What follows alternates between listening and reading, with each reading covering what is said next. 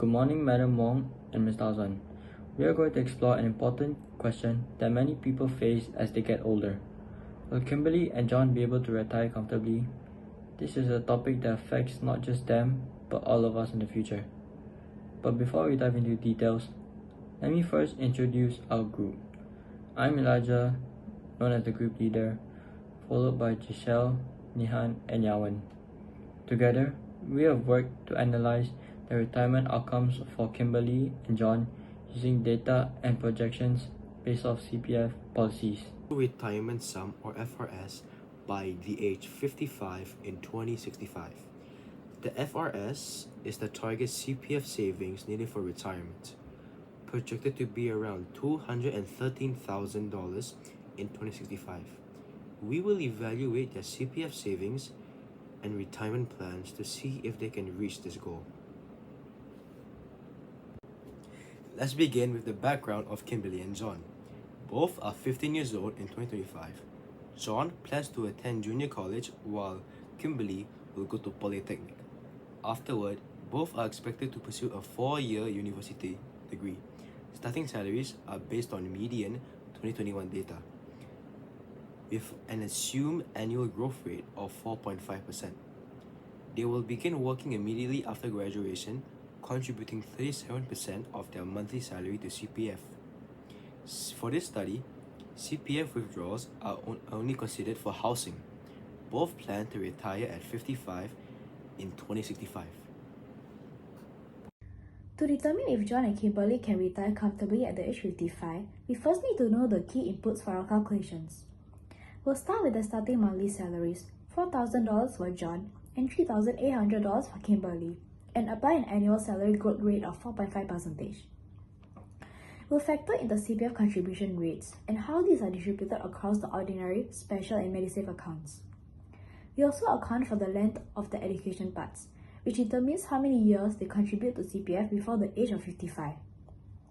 Next, we calculate the annual CPF contributions over the working years and apply the relevant interest rates, 4% for the special and retirement accounts and 2.5% for the ordinary account, plus the extra 1% on the first $60,000 combined balance.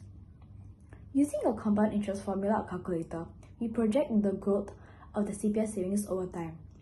Finally, we compare the result to the full retirement sum in years 2065, projected at $213,000 to see if they meet or exceed it. Before we can project Kimberly's and John's CPF savings, we need to set some assumptions to keep our calculations consistent. First, Kimberly follows the polytechnic pathway after secondary school, while John goes through the junior college route. After that, both complete a 4-year course at a local university. They are both Singapore citizens, working continuously from graduation until the age of 55.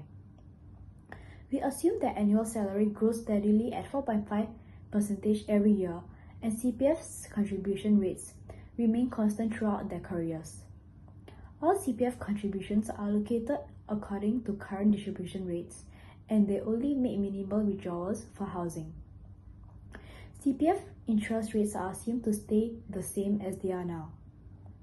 Lastly, we are not accounting for any career breaks, unemployment periods, or salary cuts in this projection.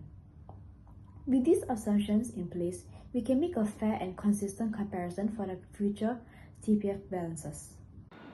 While our model is built on clear assumptions, it's important to highlight its limitations so we understand where projections might differ from reality. First, we have not factored in inflation for salaries, the free retirement sum, or living costs.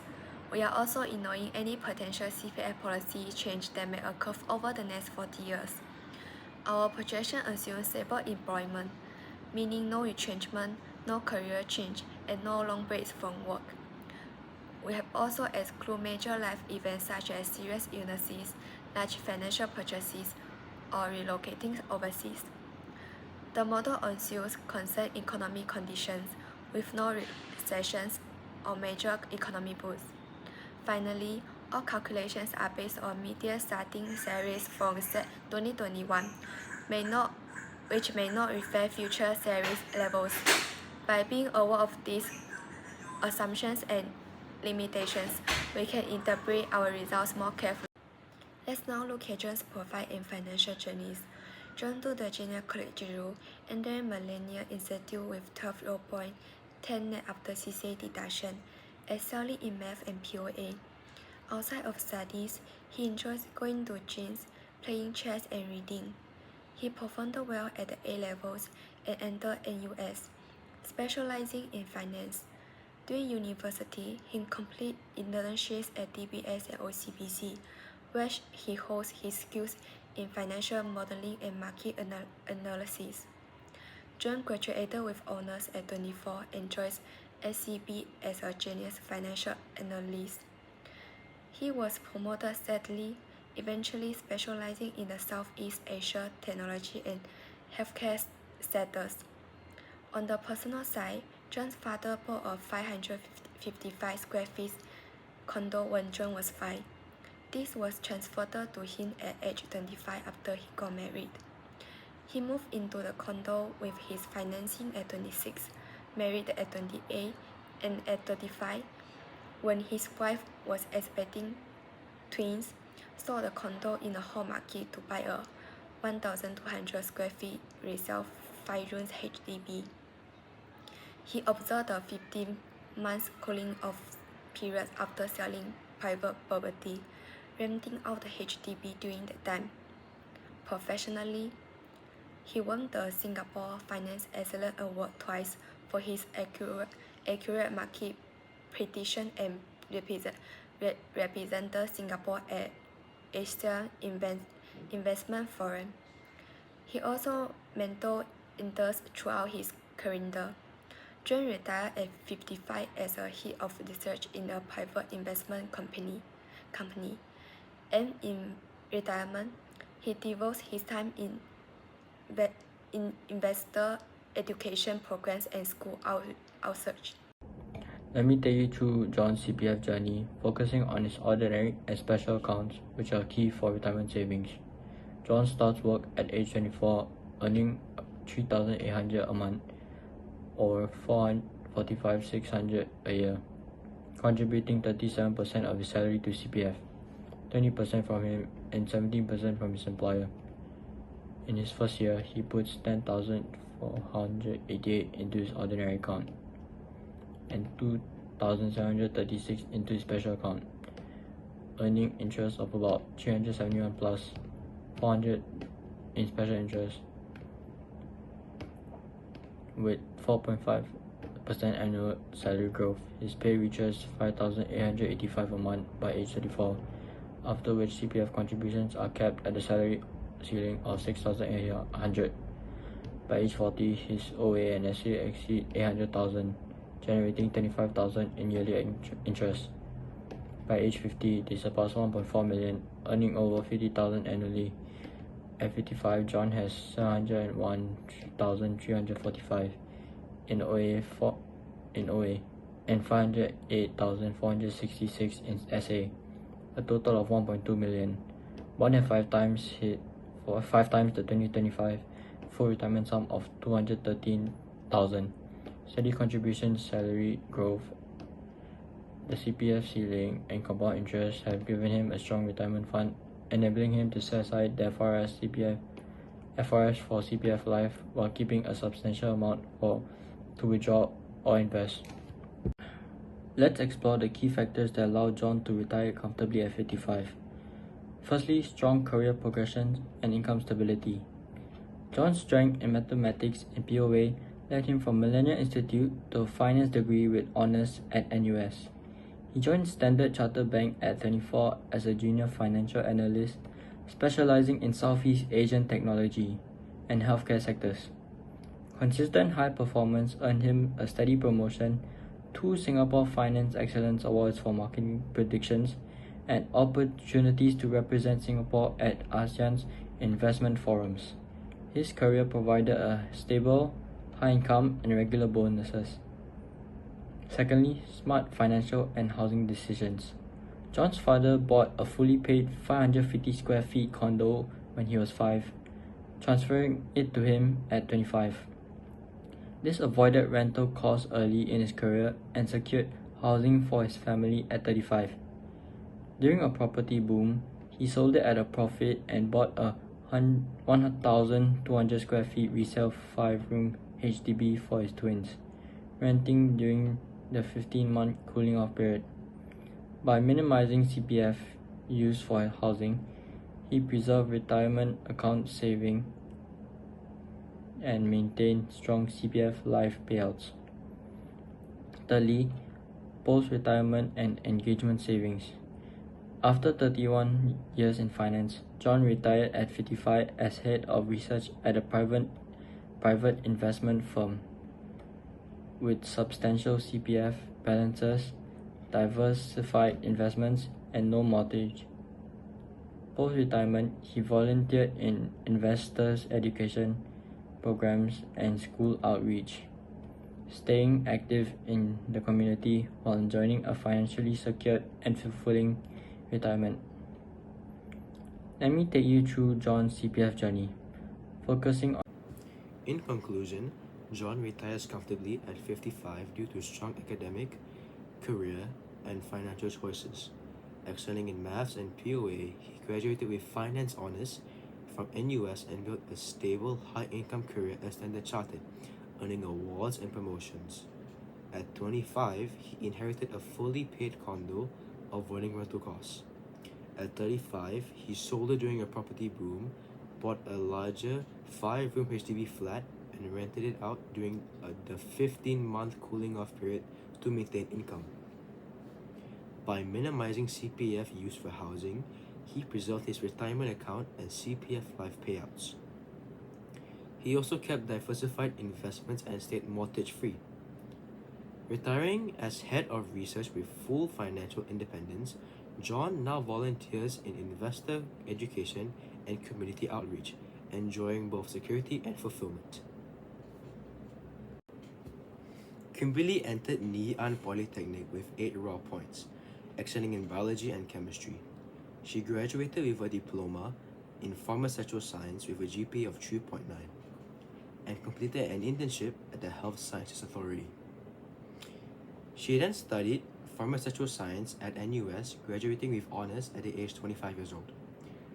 Her final project focused on improving drug delivery for chronic illnesses.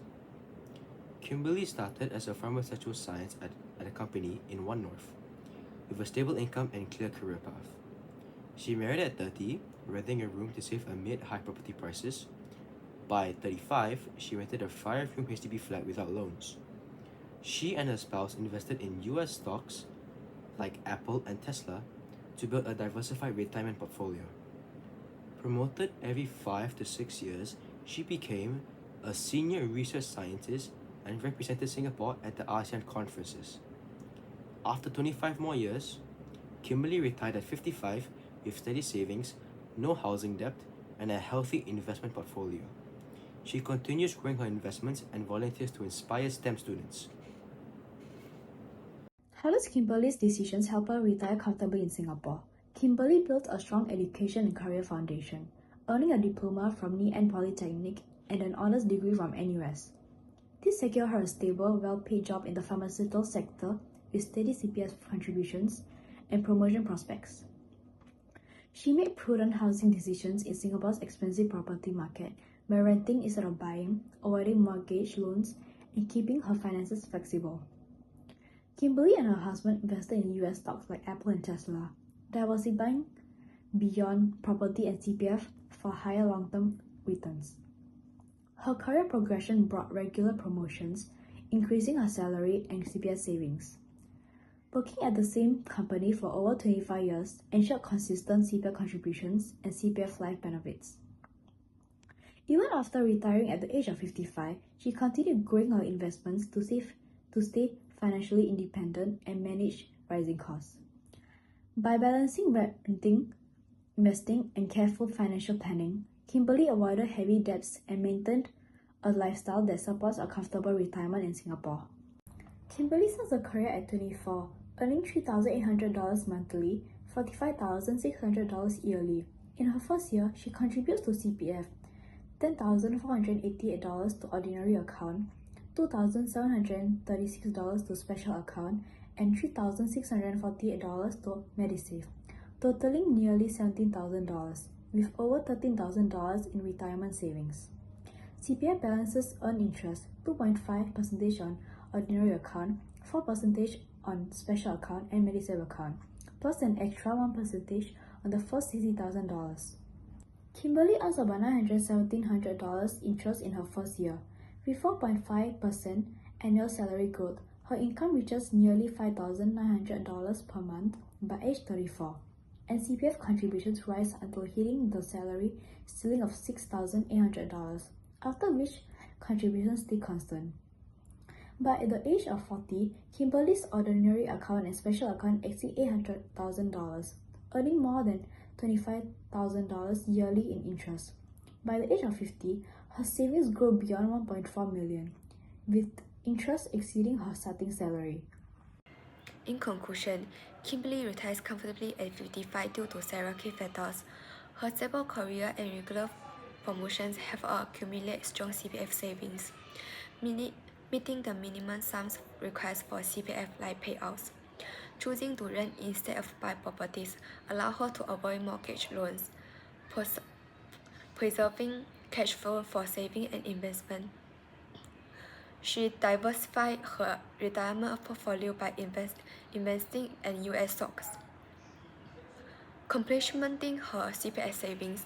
Her long-term employment ensures steady CPF contribution and solid retirement benefits. Medisave coverage protects her savings from unexpected medical expense. Even after retirement, Kimberly actively manage investment, maintain financial independence, and guarding against inflation. Thank you for all your attentions. I hope the stories of Kimberly and John has provided useful insights into different paths toward a comfortable and secure retirement. Thank you again and have a great day.